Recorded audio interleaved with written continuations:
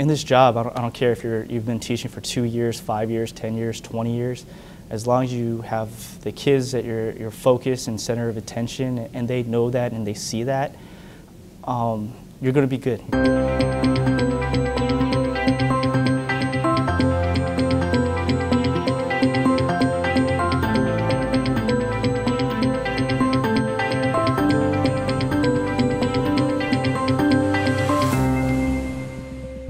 Hi, my name is Russell Wong. I teach 10th grade World History, 11th grade U.S. History, and 12th grade U.S. Government and Economics at Blair High School. I need to feed my child. I need to put lights on the house. That's not fair. I never really thought I was going to be a teacher, even though I've had a lifelong time working with kids, whether it's day camps, summer camps, church camps. It wasn't until 3 years of teaching English in Japan where I really saw how natural it was for me and how satisfying it was to make these connections and see the difference I made in their lives and the positive impact they made in my life. And that was a big motivating factor. When I came back, I re-enrolled in school, got my teaching credential, and I really never looked back since. He's so passionate about not just educating children, but being there for us. I think that's the reason he became a teacher. He's very passionate about helping students become better people, not just better students. My first year here teaching at Blair, I had a student that basically stayed in my class every single day after school. His father was in jail, his mother was an addict, and he basically stayed with me every single day after school until I had to leave. To the point he even asked me one time if I'd consider being his guardian.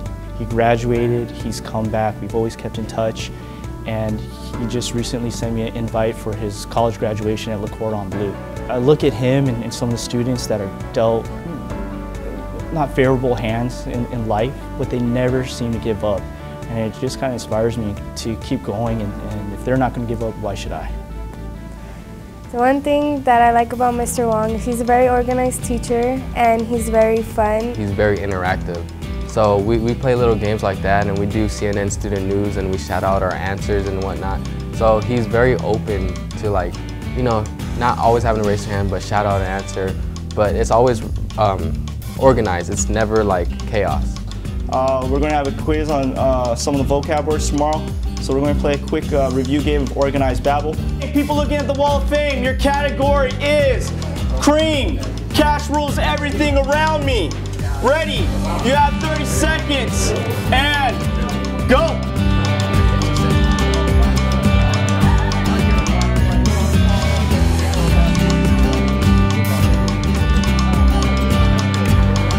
I want them to realize that there's more to their immediate bubble and community, and there's so much out there in terms of nationally, globally, that they need to be aware of. All right, here you go, CNN Student News. I like CNN Student News because we do it every morning. So every morning we're updated on things that are happening around the world, not just here in Pasadena, not just in California, but as we saw today, like in Nepal or in Jerusalem, or what's happening in ISIS. This Tuesday, we're starting with an update from earthquake-stricken Nepal. The National Emergency Operations Center says... And it helps me be able to have conversations with older people and not just be your average, you know, clueless teenager. I just love like the joy he brings to the class. Like you can come in here on like a bad day and like the energy in here is just always great. Like it's always a fun class. He brings that want. Like I want to sit in here and learn. It's the happiest place in economics. I find that the best aha moments or when they learn the most is basically when they don't think they're learning, when they're having fun doing it. And then, you know, we have the follow-up conversation, and that's when it starts to bring out the principles. That brings out the aha moments, or so to speak. I want them to realize that it's how you go about life. You go about it in a good way and a negative way, but your attitude means a lot.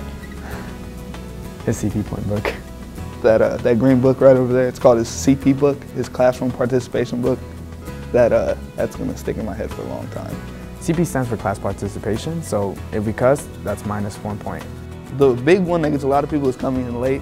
He doesn't play around with CP book. Every little thing you do that like just being like a roughneck, I guess, like he takes a point off, like talking too loud when you're not supposed to be. If you act like you don't have sense, you get a CP taken off. You'll never forget it. Like it really, like, it seems pointless, like when you first hear about it, but it keeps you in line, which I like.